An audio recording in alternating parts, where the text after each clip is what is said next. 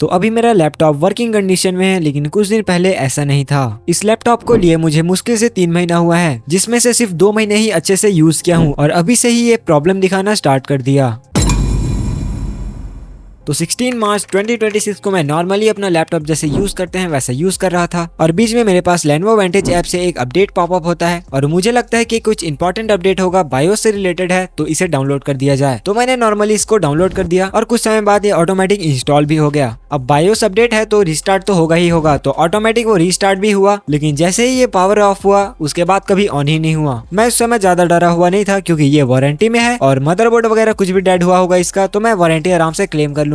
मैंने कुछ randomly button click करने का कोशिश किया लेकिन ये ऑन ही नहीं हो रहा था, डिस्प्ले आ ही नहीं रहा था। अब इस लैपटॉप को मैं एक्सटर्नल मॉनिटर के साथ कनेक्ट करके यूज करता हूँ तो उस समय मेरे सेकेंडरी मॉनिटर पर एक मैसेज आता है, warning please do not power of while BIOS self recovery processing. तो मैंने उसको कंटिन्यू रहने दिया लेकिन कुछ भी नहीं हुआ, मेरे लैपटॉप का ऑन ही नहीं हो रहा था। मैं नॉर्मली इसको छोड़ दिया जैसे था वैसी कंडीशन में। मैं सोचा कि कुछ समय बाद ये ऑटोमेटिक आ जाएगा, तो मैं 2-2.5 घंटे के लिए कहीं बाहर चले गया और आगे देखा तो वैसा का वैसा ही, कुछ भी फर्क नहीं था इसमें। तब फाइनली मैं Lenovo कस्टमर केयर को कॉल करने का डिसीजन लेता हूँ। तो नॉर्मली मेरा कॉल को वो लोग अच्छे से जल्दी पिक कर लिए। मैंने अच्छे से अपना प्रॉब्लम बताया, मेरे साथ जो भी चीज फेस हो रही थी वो सब बताया, कैसे बायोस अपडेट होने के बाद ऑटोमेटिक ये क्रैश कर गया और ऑन ही नहीं हो रहा है। तो उन्होंने मेरे फोन में एक ऐप डाउनलोड करवाया रेस्क्यू लेंस करके और फिर वहां से मेरे फोन का कैमरा एक्सेस करके उन लोग मेरा लैपटॉप को वर्चुअली चेक कर रहे थे। तो उन्होंने कुछ टिप्स दिया मेरे को, जैसे पावर बटन को 3 सेकंड के लिए होल्ड करो या बंद करो फिर रीस्टार्ट करो, ऐसा बहुत सारे चीज मुझे बताया गया, लेकिन उनमें से कोई भी ट्रिक वर्क नहीं किया। फिर मेरे से उन्होंने पूछा कि मेरे पास कोई सेकेंडरी डिवाइस होगा, लैपटॉप या फिर कंप्यूटर, तो उस समय मेरे पास था, मतलब अब मेरे लैपटॉप को वो लोग कंट्रोल कर रहे थे। फिर मेरे से उन्होंने पूछा कि कोई पेन ड्राइव है, तो हाँ मेरे पास उस समय भी था, लेकिन वो पेन ड्राइव बूटेबल था। फिर भी मैंने उसे कनेक्ट किया, उन्होंने बोला कि फॉर्मेट करके काम चल जाएगा, लेकिन मेरे पेन ड्राइव में बहुत ज्यादा प्रॉब्लम आने लग गई, तो मेरा प्रोसेस आगे बढ़ा ही नहीं। उन लोग ने क्या कर रहे थे, मेरे लैपटॉप में अलग से बायोस का फाइल डाल रहे थे, फिर उसको बूट करने का कोशिश कर रहे थे, लेकिन वो हुआ नहीं उस समय क्योंकि पेन ड्राइव ही मेरा कुछ माल फंक्शन कर गया था। तो उन्होंने बोला इंजीनियर असाइन कर देते हैं, घर में आके चेक कर देंगे। तो चलो मेरा प्रॉब्लम तो सॉल्व होने वाला था क्योंकि इंजीनियर आएंगे खुद से ठीक कर देंगे। तो मैं कुछ दिन वेट करने लग गया। तो 2 दिन तो मेरा लैपटॉप ऐसे ही पड़ा हुआ था, उसको मैं ऑन नहीं किया। तीसरे दिन मुझे लगा कि एक बार फिर से चालू करके देखना चाहिए कहीं कुछ होता है या नहीं, तो उस समय भी सेम प्रॉब्लम था। कस्टमर केयर वालों ने तो बोल ही दिया था कि मदरबोर्ड इसका शायद डेड हो चुका है, तो मैं भी सोच ही लिया था कि गया इसका मदरबोर्ड। लेकिन जब तीसरे दिन मैं रैंडमली प्रेस कर रहा था सारे बटन को, तो उस समय मैं कुछ ज्यादा ही प्रेस कर दिया था, तो ऑटोमेटिक ये पता नहीं कैसे ऑन हो गया मेरे से। तो मुझे उस समय तो समझ आ गया कि इसका मदरबोर्ड डेड नहीं था, तभी तो ये ऑन हुआ। फिर मैं इसे अच्छे से यूज किया, फिर रिस्टार्ट किया, फिर यूज किया, फिर रिस्टार्ट किया, तो उस समय ये कुछ प्रॉब्लम ही नहीं किया। तब उस समय मैं सोचा कि आने देते हैं इंजीनियर को, एक बार चेक कर लेंगे, डायग्नोस कर लेंगे पूरा, कहीं बाद में फिर प्रॉब्लम कर गया तो दिक्कत हो जाएगा, इसलिए मैं इंजीनियर को आने दिया। नेट 4 दिन बाद इंजीनियर आता है और जो भी प्रोसीजर होता है जैसे सीरियल नंबर चेक करना और जो भी प्रोसीजर होता है वो किया।